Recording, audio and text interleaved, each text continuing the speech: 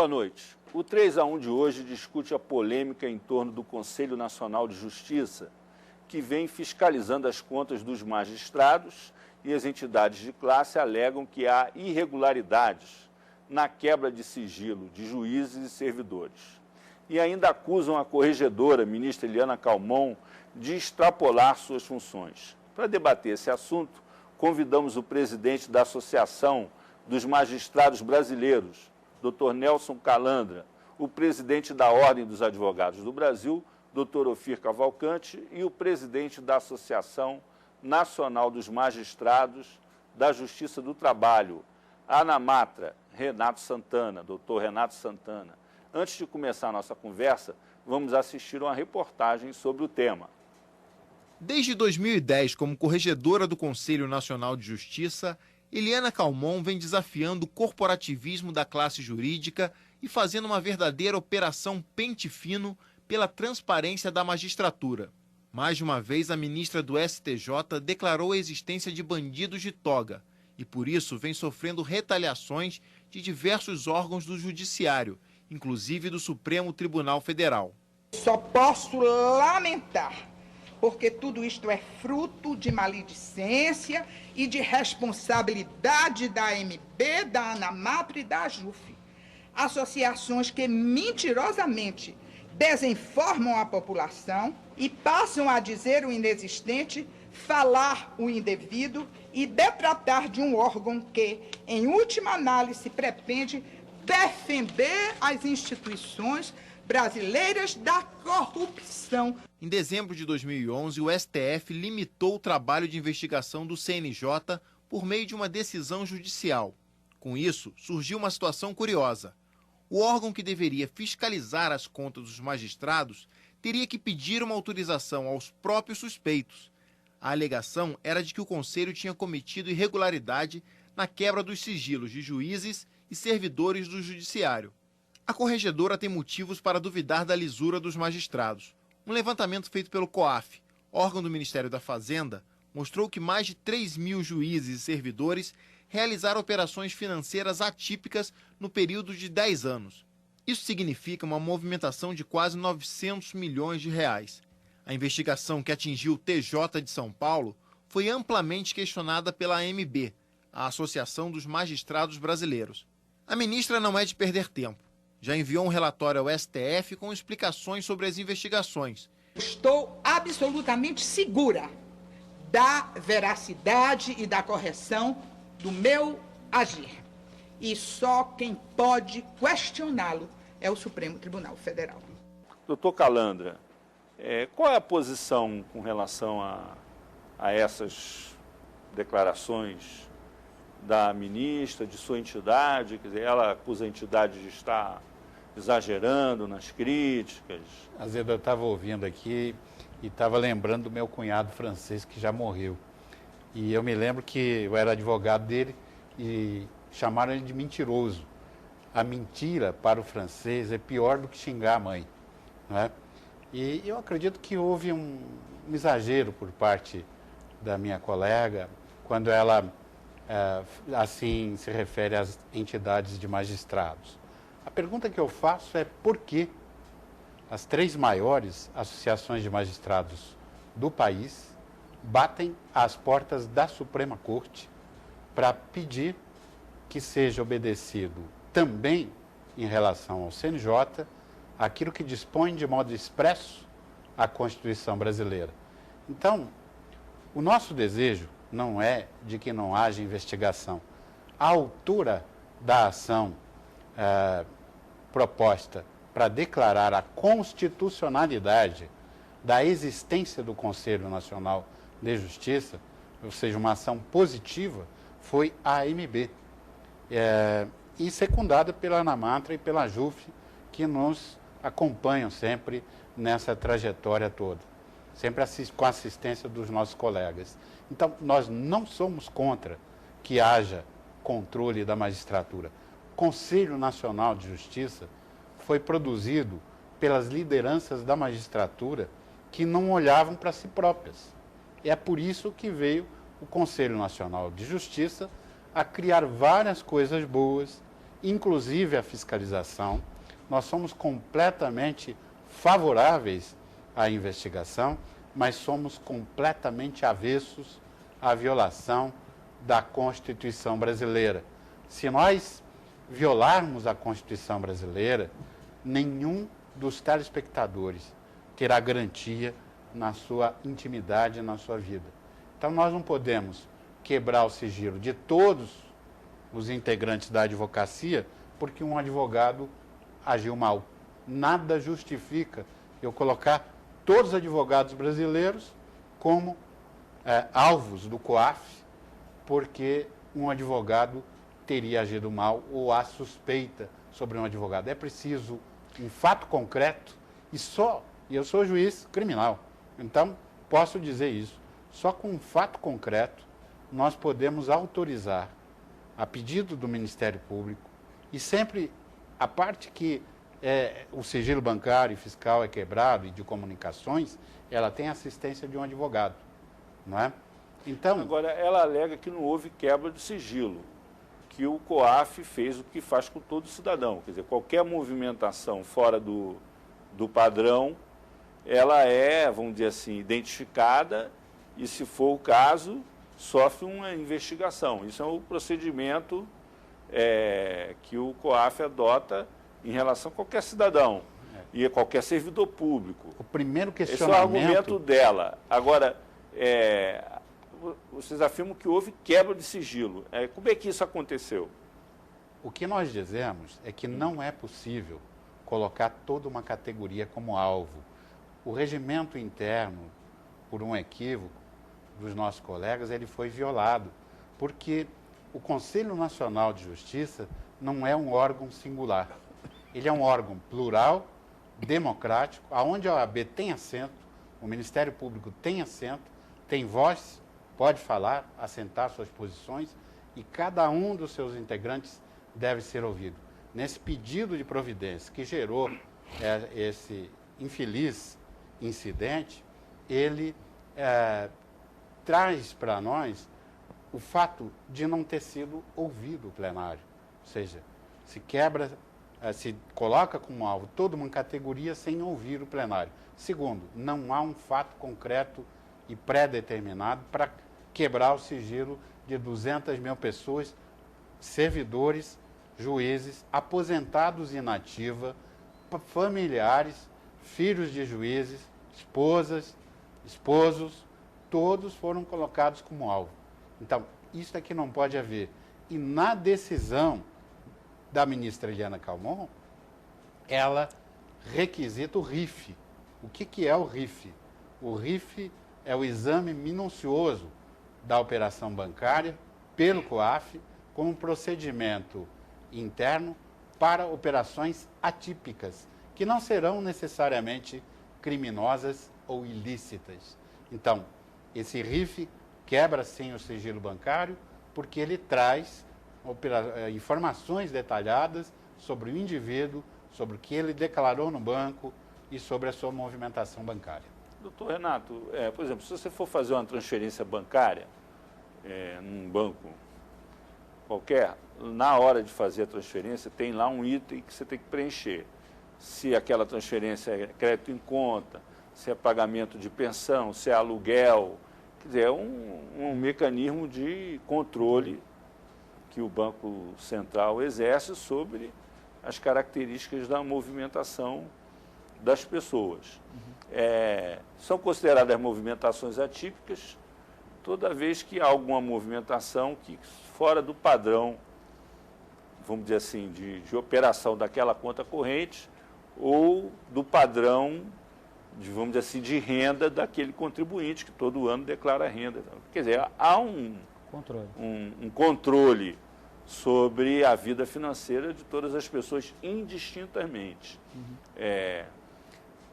Quando um órgão como o CNJ pede informações sobre as movimentações atípicas de uma categoria inteira, no caso de toda a magistratura, até que ponto isso é quebra de sigilo não justificada, se só as movimentações atípicas é que vão ser investigadas? Veja, acho que isso é uma boa oportunidade de a gente colocar o assunto na sua devida proporção.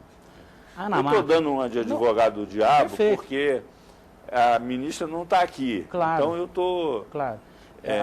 fazendo uma pergunta que eu acho que o telespectador faria. Não tem a menor dúvida. A magistratura do trabalho, o juiz do trabalho, sempre foram favoráveis à existência do CNJ. Então, é lamentável que essa discussão acabe arranhando a existência, os poderes do CNJ. A ANAMATRA só ingressou no Supremo Tribunal Federal na medida que nós verificamos que havia uma investigação criminal feita pela Corregedoria Nacional, sem o conhecimento dos demais conselheiros e arranhando, sim, os direitos individuais dos magistrados.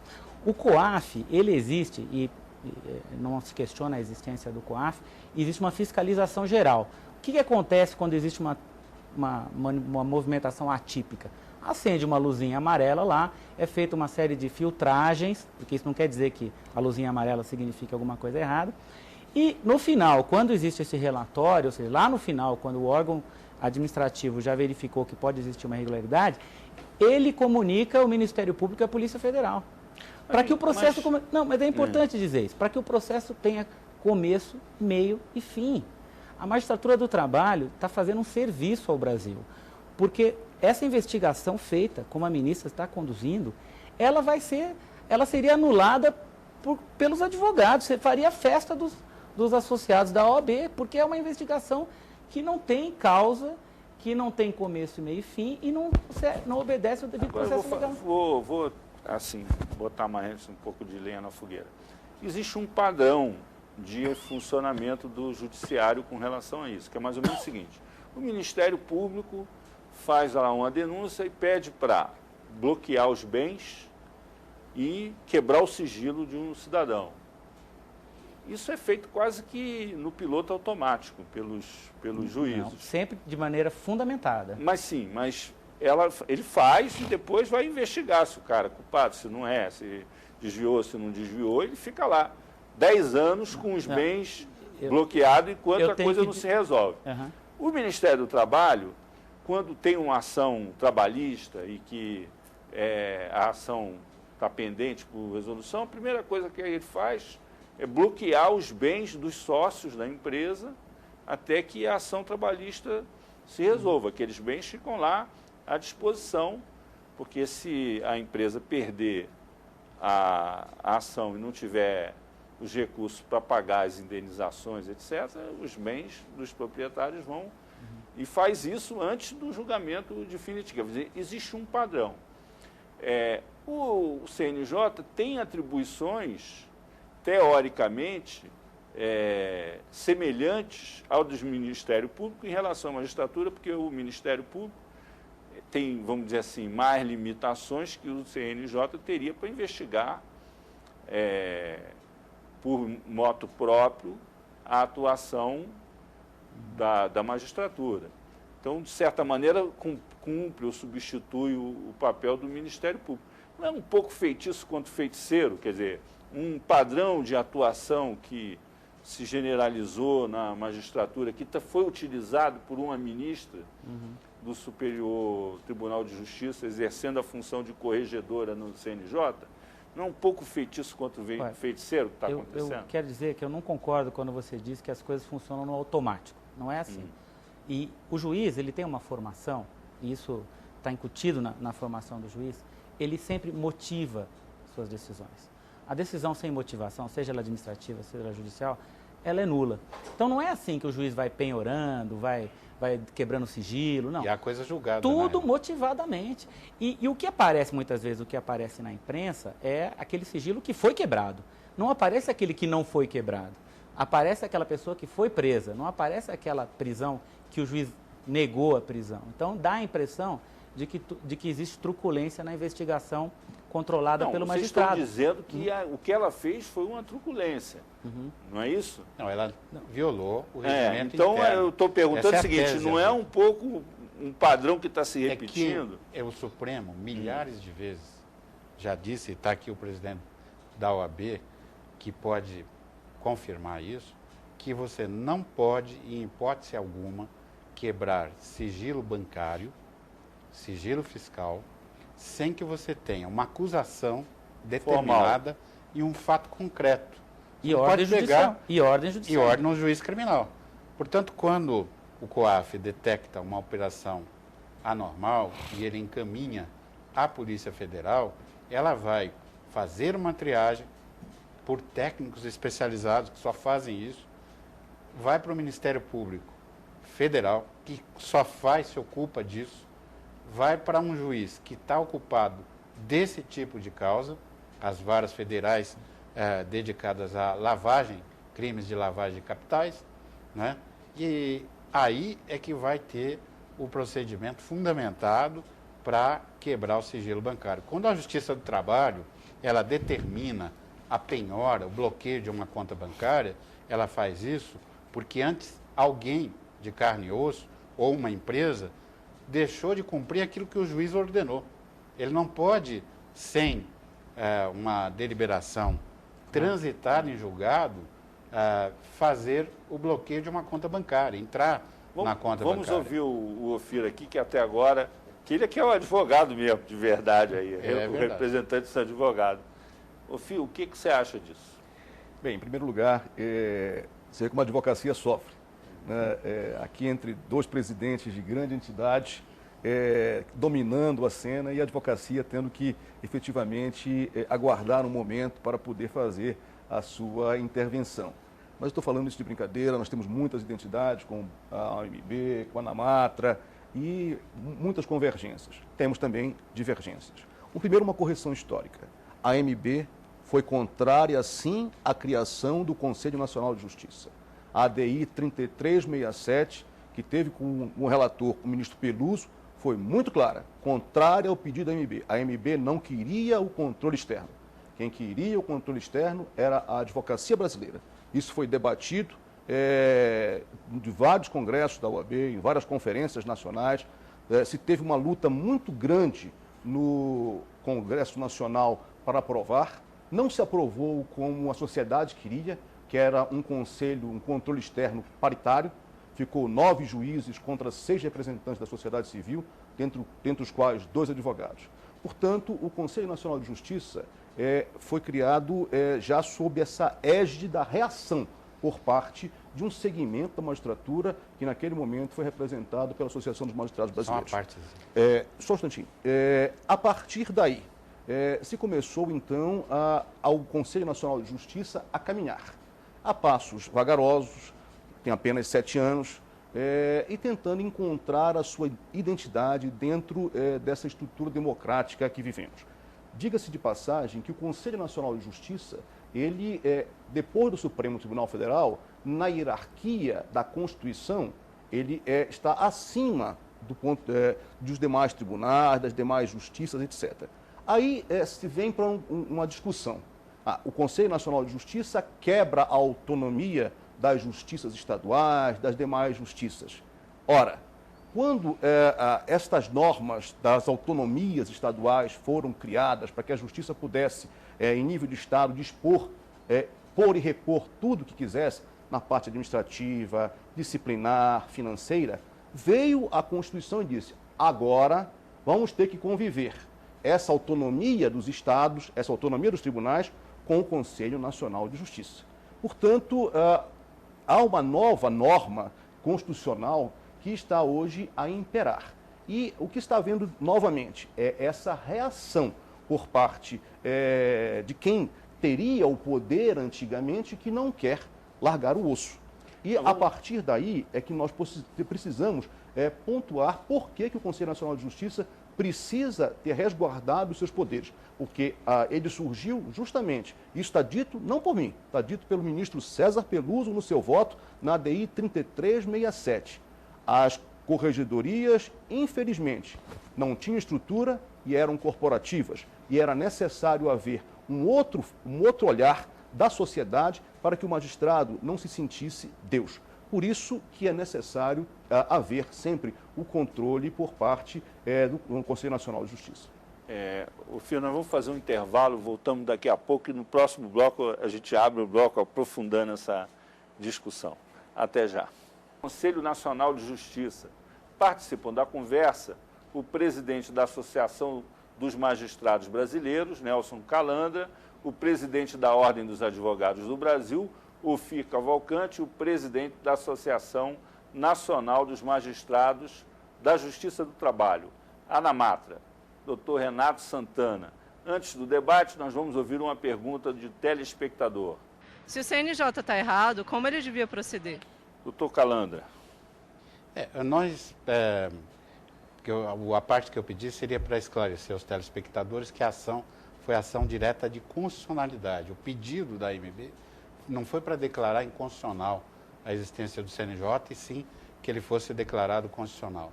Nós, associações de classe, nós somos os maiores clientes do CNJ. Então não temos nenhum interesse, porque todo ato cometido pelas administrações dos tribunais, que de algum modo viola o entendimento do próprio CNJ ou viola a Constituição, as leis, nós somos os primeiros a bater na porta do CNJ para pedir a intervenção dele em relação à administração dos tribunais. E o meu querido presidente Ofir tem toda a razão quando diz que eu sou antigo, sou do tempo antigo, sou de fato do tempo antigo. Nós questionamos o CNJ inicialmente porque nós tivemos que chorar quando um regime totalitário no Brasil, não respeitando a independência dos juízes, num gesto, botou para fora Vitor Nunes Leal, um dos maiores expoentes do Supremo Tribunal Federal, pura e simplesmente porque deu um voto que desagradou o regime, jogou a toga sobre a mesa, saiu pela porta da frente do Supremo e foi engalanar a advocacia brasileira. Mas nós tínhamos esse temor, mas nós vivemos há muitos anos lutando para que a magistratura brasileira seja independente, para preservar direitos do cidadão. Muita gente fala, a MB é corporativa, a ANAMATRA é corporativa, a JUP é corporativa, então lá para ver só o interesse do juiz. Se nós tivermos juízes amedrontados, se nós tivermos juízes de cabeça baixa, o que nós vamos ter é uma advocacia aniquilada. Eu vim da casa da advocacia. Eu fui advogado da Ordem dos Advogados do Brasil, não é? Num tempo que as pessoas tinham medo de passar na porta da OAB, que soltavam bomba, torturavam as pessoas. Eu sou dessa época. Então, o meu compromisso está com a Constituição brasileira. Queria dizer que esse é o compromisso de cada juiz brasileiro. Os mais novos, os mais antigos, todos nós. E eu trago lançamento da revista de Direitos Humanos da AMB, Patrícia Scioli, uma mulher, mãe de família, mãe brasileira, com uma assinte para a magistratura, para o Ministério Público e para a advocacia, no dia 11 de agosto, no dia da fundação dos cursos jurídicos, foi assassinada com 21 tiros, saindo do fórum, porque a legislação brasileira, infelizmente, não admitia que a Patrícia, mesmo apurando corrupção, mesmo apurando esquadrões de extermínio, não podia manter presos aqueles que a mataram. 12 foram aqueles que a atacaram. Então, eu queria dizer que nós concordamos, sim, com a existência do CNJ. Ele mostrou que veio. Temos que agradecer à advocacia pelo que fez, mas nós queremos que as ações do CNJ sejam pautadas pelo respeito à Constituição. Esse é o nosso único desejo. Vamos ouvir o doutor Fira. Não há dúvida de que nós temos muitas convergências, como eu logo manifestei no início. Essa é uma delas. A segurança dos juízes é fundamental. É importante que os juízes, e nós somos solidários aí à AMB, à ANAMATRA, a toda a magistratura brasileira, composta na sua grande maioria de excelentes magistrados, em relação a tudo aquilo que atenta contra a vida e tenta diminuir o que é mais importante, a liberdade do juiz. A Ordem foi uma das que lutou durante o regime militar pelas garantias que a magistratura deve ter de inamovibilidade, irredutibilidade de vencimentos, a vitaliciedade dos juízes, para que o juiz pudesse ter efetivamente liberdade e independência. Em que pese essas convergências, e essa é uma delas, porque nós só acreditamos que a advocacia seja forte se a magistratura, se a justiça for forte, nós também temos algumas divergências em relação à questão do CNJ em si e para responder à pergunta da telespectadora. Antes até, eu volto a pedir que o querido presidente Calandra faça uma consulta e a telespectador, remeto, consulte no Supremo Tribunal Federal a ADI 3367. Historicamente está registrado lá, pode ter havido até uma outra ação declaratória que eu não conheço, mas essa, a AMB foi contrária à criação do CNJ. O pedido bem, de constitucionalidade. A DI é inconstitucionalidade, mas tudo bem. Fica o telespectador aí para fazer a sua consulta e depois analisar. Agora, em relação à pergunta da telespectadora, o CNJ tem que fazer sim esse controle. As investigações que foram feitas, as inspeções, melhor dizendo, feitas pela Corregedoria do CNJ em todos os tribunais do Brasil, detectaram, sobretudo nos de justiça, detectaram uma série de desmandos. Desmandos de alto pagamento, de preterição, inclusive, dos próprios magistrados, extensão de benefícios pecuniários por interpretação legal e sob o argumento de que o tribunal era autônomo e poderia fazer isso, usar e dispor desses recursos. Muitas dessas movimentações atípicas, às vezes, podem até ser os atrasados que são pagos. Recentemente, o Conselho da Justiça Federal já conferiu aos magistrados federais mais um benefício, que é o auxílio moradia, o auxílio alimentação, em função de uma decisão que foi proferida pelo Supremo Tribunal Federal. O que se discute é se os conselhos da magistratura, os tribunais, em função da sua autonomia, podem outorgar esses direitos sem lei que preveja. Essa é a grande questão. O Estado Democrático de Direito, ele observa, sim, o devido processo legal. É necessário que haja efetivamente uma provocação para poder investigar, etc., decisão fundamentada, mas o devido processo legal não é só para os meus direitos. O devido processo legal é também para os meus deveres. E é por isso que a advocacia brasileira apoia o CNJ, entende que o CNJ é um bem para a sociedade. A sociedade brasileira passou a olhar o judiciário com outra cara, com outro olhar hoje, diferente do que olhava antes, em função dessa transparência que o CNJ veio dar. E olha, que são só 28% de apurações que o CNJ faz em relação a denúncias a tribunais, a juízes, etc. 72% dessas denúncias que chegam no CNJ, eles remetem para as corregedorias em cada um dos seus estados. Então não há quebra do pacto federativo, não há quebra da autonomia. Na verdade, nós estamos num jogo de forças, de acomodações, a fim de que se possa consentir que um ser estranho, que é o CNJ, passe a também integrar essa família da justiça brasileira. E é com esse espírito que a advocacia quer defender a magistratura, defende a liberdade dos magistrados, defende que eles sejam bem remunerados. Isso é muito importante, nós não podemos ser hipócritas. O magistrado que ganha 15, 16 mil reais não está ganhando bem, tem que ganhar bem para poder ter dignidade na sua atividade profissional. Do seu ponto de vista, seria ganhar bem? Bem, eu acredito que, no mínimo, uns 25 a 30 mil reais seria um salário razoável, um subsídio razoável, líquido para os magistrados, para que eles pudessem ter tranquilidade de decidir. Então, você é a favor de que esse aumento aí que está sendo reivindicado seja concedido, que o governo não... 6 anos aumenta sem 56%. A ordem não tem dificuldade em relação a isso. Não tem dificuldade em relação a isso. Renato, eu queria... a questão salarial, a gente pode até falar, acho importante esclarecer alguns aspectos, porque a gente já está com uma perda real de 25%, o que é gravíssimo até para a independência da magistratura. O juiz tem que ser honesto, ganhando bem ou ganhando mal, não é isso que eu estou dizendo. Mas ele precisa ter tranquilidade. Eu só gostaria que o presidente Ophir fizesse 2 reconhecimentos. Primeiro, que a ANAMATRA sempre foi favorável à criação do CNJ. É verdade. Desde o início. E 2, que a OAB questiona, inclusive no Supremo, a possibilidade de quebra do sigilo administrativamente. Isso precisa ficar bem claro. A própria OAB é contra a quebra de sigilo administrativo. E o CNJ é um órgão administrativo. Acho que isso a gente não precisa discutir aqui, né?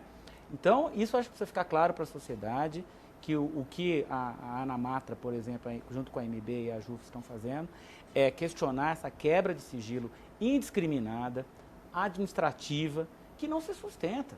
Isso não se sustenta. E se não se sustenta, isso vai cair no tribunal quando for analisado qualquer punição realizada dessa forma.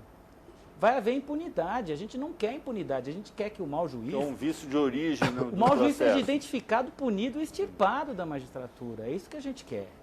Que fique bem claro isso, né?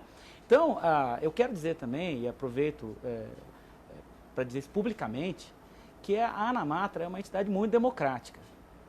E aceitamos a acusação muito desagradável feita pela ministra de que nós somos mentirosos.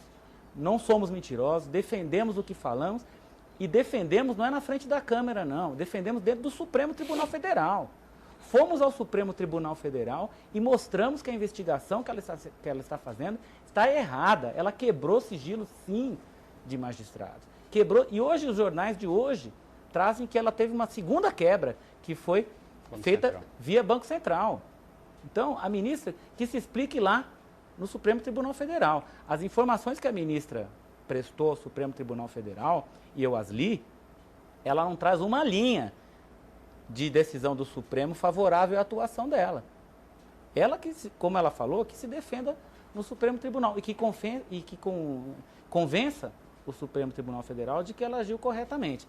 Quero dizer também, presidente Ophir, que esses pagamentos de folha de pagamento, com todo o respeito, a corregedora poderia e faz e deve investigar as folhas de pagamento dos tribunais quantas vezes ela quiser. Nós temos uma pergunta de telespectador sobre esse assunto.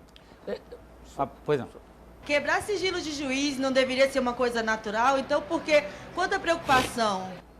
Volto a dizer, as folhas de pagamento dos tribunais, elas são inspecionadas pelo TCU, são inspecionadas pelos tribunais de contas dos estados nos estados. A corregedora pode ir lá no tribunal a hora que ela quiser, puxar pela internet. Inclusive na própria... E foi em São Paulo. Na própria internet, o cidadão pode ir ao site do tribunal, que o CNJ, numa medida muito boa, criou a resolução, se não me engano, a resolução 2, que fala que o tribunal tem que publicar suas folhas de pagamento. Então está lá, não está os nomes, de fato não está os nomes porque se entendeu que deveria haver um certo resguardo, até por uma questão de intimidade, etc. Mas estão lá quanto que o juiz ganha, quanto que o juiz recebeu, quanto recebeu de parcela que é decisão administrativa atrasada, etc. Está tudo lá.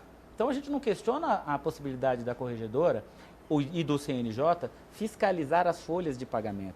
E esse tal do relatório do COAF, com todo respeito, esse relatório é mais furado que uma peneira. Por quê? Já temos pelo menos duas grandes injustiças que já foram cometidas. Tribunal de Justiça Militar do Estado de São Paulo, o próprio COAF falou que foi por engano.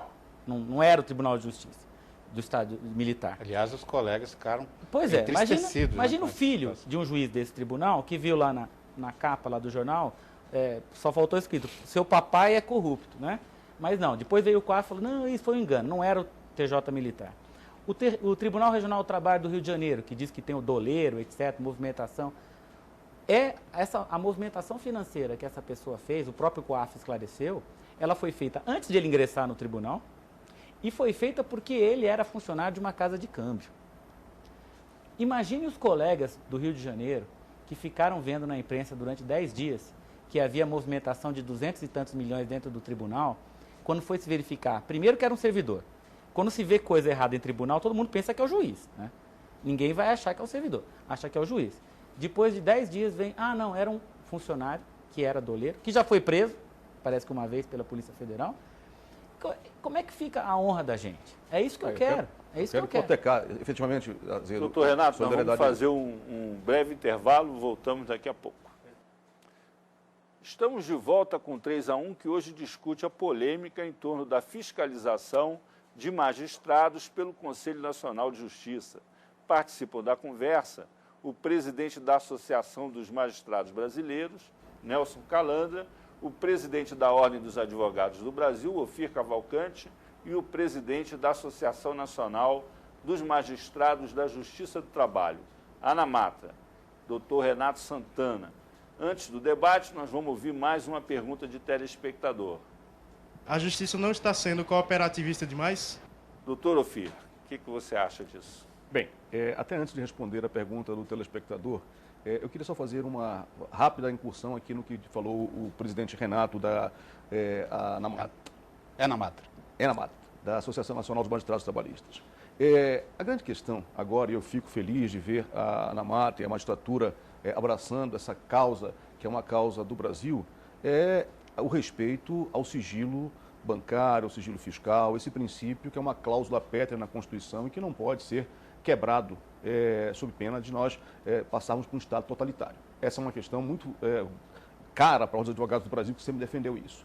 Agora, eu fico feliz desse momento que está acontecendo isso, porque a Ordem dos Advogados do Brasil vinha historicamente defendendo isso. Inclusive, como ele disse, com uma ação direta de inconstitucionalidade no Supremo Tribunal Federal, logo que foi criado o COAF. E que foi, digamos, de certa forma, absorvido pela magistratura como uma coisa perfeita, legal, constitucional, mas que agora, quando a magistratura passa a ser, entre aspas, vítima do COAF, aí já começa a se questionar a própria existência do COAF. Então, esses dois discursos é que precisam ser bastante explicados e alinhados. Por isso, a Ordem se sente muito confortável em estar aqui. Agora, o que o Supremo vai ter que decidir, efetivamente, é se o CNJ, integrando o sistema judiciário dentro de uma investigação administrativa e com base em outras leis que obrigam a quem está na corregedoria a fazer esse tipo de fiscalização, pode verificar a evolução patrimonial ou não dos seus membros. Essa é a grande questão sobre a qual o Supremo vai se debruçar. E eu tenho certeza nós temos que... a pergunta do telespectador. Tem um telespectador que, efetivamente, da questão do corporativismo. Isso depende muito da visão de cada qual. Na minha, efetivamente, há sim um corporativismo, não digo das associações, etc., mas da instituição como um todo. Essa proteção é muito grande. Eu passei situações, enquanto presidente da OAB do Pará, até já relatei uma para o presidente Calandra, que estarrecem a gente e demonstram a necessidade do CNJ. Uma juíza porque foi admoestada publicamente por uma pessoa que não tinha sanidade mental, colocou essa pessoa numa cadeia durante 6 meses. Um juiz pegou uma arma que estava custodiada dentro do fórum, levou para uma boate e começou a atirar. Foram punidos? Não foram punidos. Por quê? Porque se exige, primeiro, uma investigação preliminar, depois um processo administrativo disciplinar e com prazos. 5 dias para investigação preliminar para se defender. Aí decide se vai abrir ou não abrir processo. Aí, abre processo? Abre. 15 dias para se defender, aí já são 20 dias. Né? Aí o tribunal tem que autorizar, pela sua maioria absoluta, a abertura. Autorizada a abertura, que é difícil de conseguir a maioria absoluta no tribunal, para abrir o processo disciplinar. Vai, então, mais 5 dias para outra defesa. E, ao final, depois de que se decide a respeito daquele comportamento, de novo a maioria absoluta vai dizer, vai ser punido ou não vai ser punido. Então, são 25 dias que o juiz tem para se defender várias vezes. Portanto, digamos assim, é um tratamento até diferenciado do que sofre os outros. E tem que ser. Acho que é importante que se preserve o juiz. Agora, efetivamente, nós precisamos quebrar esse corporativismo e o telespectador que está traduzindo um sentimento da sociedade vê isso. E o controle externo da magistratura veio justamente para tentar diminuir esse corporativismo. E não fui eu que disse isso. Foi o ministro César Peluso, né, como relator da DI 3367 no Supremo Tribunal Federal. Vamos ouvir o doutor Renato, depois o doutor Calandra entra na discussão novamente. Eu quero dizer, presidente Ofir, que pensar exemplos de mau comportamento, presidente, nós poderíamos ficar aqui... Também, claro. Eu daria centenas aqui, só na conversa aqui, né? Dos dois lados. Então, eu acho que não, você trazer um debate, que é um debate sério, profundo, com base num exemplo pontual, eu acho muito desonesto intelectualmente aqui para o nosso debate. Acho que não é por aí, presidente. Porque... Desculpe, mas não é uma questão de desonestidade, é apenas uma questão a gente tá debatendo, de exemplificar, nós estamos falando para o público de modo geral, e não para uma academia. Mas a desonestidade, mas ao mesmo tempo que... eu lamento esse tipo de postura. Na verdade, rebata, diga que tem advogado também que não faz correto, que eu vou concordar, que não tem, nós estamos tentando corrigir, mas, e efetivamente... Pode falar um de cada vez. A linha de raciocínio do presidente Ofir, que eu chamei de desonesto intelectualmente, isso eu acho que não é agressivo, acho que estamos aqui num debate para a gente tirar alguma coisa de bom, né? O presidente Ofir, ao mesmo tempo que fala que a magistratura tem uma série de prazos, diz que também é importante que tenha essa série de prazos de defesa, né? Porque assim como também tem um magistrado que pode estar sendo investigado por uma conduta irregular, também o magistrado pode estar sendo investigado porque ele desagradou um poderoso, porque ele desagradou alguma pessoa que não gostou, etc. Então a gente está concordando que deve haver uma proteção para o magistrado. E sobre corporativismo, acho que a organização mais corporativa que eu conheço é a Ordem dos Advogados. E acho que tem que ser mesmo. Eu acho que a Ordem dos Advogados atua assim mesmo. E é por aí que tem que ser. Então, chamar a associação de corporativa... disciplinar secreto. Eu acho que igual assim, da magistratura. É chover... igual da magistratura. Não. A magistratura... É chover no molhado. Também é secreto. A magistratura é discreto. Sigiloso. Não. Doutor Calando, vamos ouvir o doutor Calando. Bom, eu queria colocar aqui, primeiro, falamos de COAF. Nós defendemos a criação desse mecanismo de controle no Chile, Santiago do Chile, porque é cumprimento de um dever do Brasil de fiscalização de lavagem de capitais. Nós, do levantamento do COAF, nós tiramos em 10 anos 300 casos. Desses, por ilicitude, 200 e poucos casos. Em 10 anos, nós tivemos casos que a mídia noticiou que foram punidos criminalmente, perderam o cargo de juiz, foram para a cadeia, não é? Porque violaram os deveres do cargo. Então, nós tiramos os maus do nosso meio antes que existisse o CNJ. O CNJ veio para nos ajudar, para somar. E é por isso que ele não pode violar, quebrar o sigilo bancário de milhares de brasileiros somente porque é casado com um juiz, filho de um juiz, aposentados, vários colegas aposentados foram colocados nesse relatório, que tem movimentação financeira, sim, porque hoje são titulares de cartório de protesto. Toda a movimentação do cartório é no nome da pessoa, porque não existe pessoa jurídica em cartório de protesto.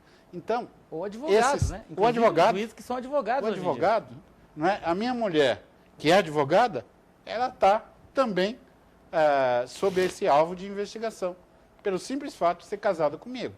Quer dizer, se isso for justificativa para investigar alguém, eu acho que nós realmente estamos vivendo o fim do regime democrático no Brasil. Agora, a propósito disso, uma questão que eu queria levantar aqui, que eu acho que, apesar dessa divergência toda, então, só para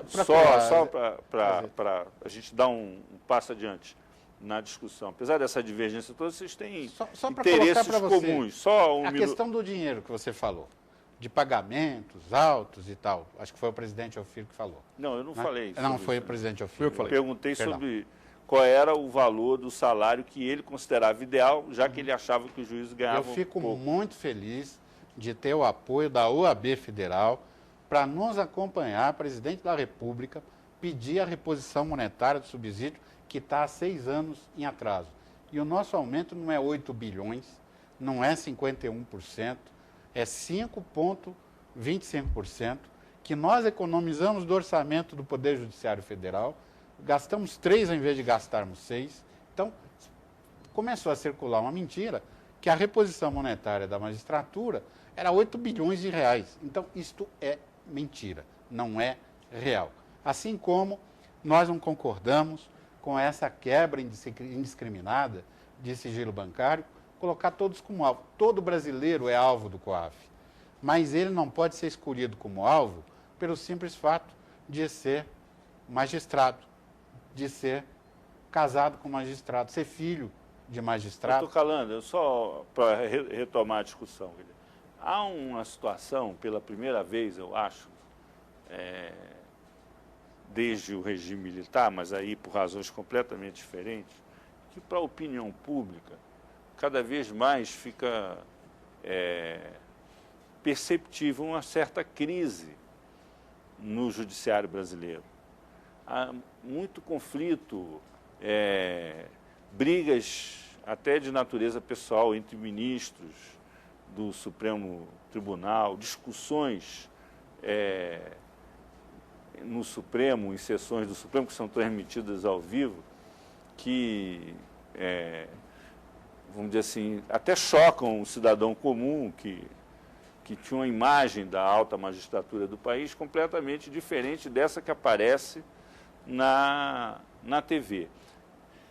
Maneiras de interpretar isso, quer dizer, como isso parte de um processo de renovação do judiciário, de fortalecimento, de democratização. Mas, assim, até que ponto isso não pode ser vamos dizer assim, um elemento de enfraquecimento de um poder que é fundamental para a democracia brasileira, na sua autonomia, na sua integridade, na sua independência? Eu queria saber a opinião de cada um de vocês. O ministro Marco Aurélio Mello, quando criou o sistema, enquanto exercia a presidência da República, o sistema de passar pela televisão as sessões do Supremo, eu acho que deu um passo adiante rumo à modernidade. Cada brasileiro tem direito de saber o que cada juiz seu faz. Então, isso não vai abalar a imagem do judiciário. A discussão, ela mostra que o ônus da democracia é o debate, não é? Se for um regime totalitário, ministro Vitor Nunes votou contra o regime, rua, não é? A minha colega Maria Fiune, na Venezuela, ela deu uma liminar a favor de um banqueiro, um caso exatamente igual o Daniel Dantas, só que esse banqueiro é considerado inimigo do regime. 1 ano de cadeia na solitária, pegou câncer nos ossos, está preso até hoje. Então, será que nós queremos um advogado escravizado, que se um juiz dá uma liminar, concede um habeas corpus, o juiz vai para a cadeia e o cliente do advogado continua na prisão? É isso que o brasileiro quer para ele? Eu acho que não. Falando sobre corregedoria, porque a imagem da magistratura acaba afetada. 4 atentados nos últimos 30 a 60 dias contra magistrados. A atividade, eu fui corregedor, eu não falo por ouvir, alguém me contou. Eu fui corregedor no estado de São Paulo, a corregedoria mais rigorosa do Brasil, na palavra da ministra Eliana Calmon. A atividade do corregedor, no primeiro e no segundo grau, tem que ser discreta. Ela não pode ser secreta, como é o julgamento na OAB, que é secreto. Só o advogado, mas ninguém entra lá. Ela tem que ser discreta. Não deve ser secreta, né? Para não causar estardalhaço. O CNJ, porque senão não vai dar tempo todo mundo falar. Eu tenho que passar a palavra para você. Só para concluir.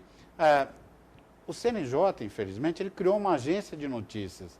Dentro dele, se um fio de cabelo de um juiz cair para o lado errado, aquilo vira notícia.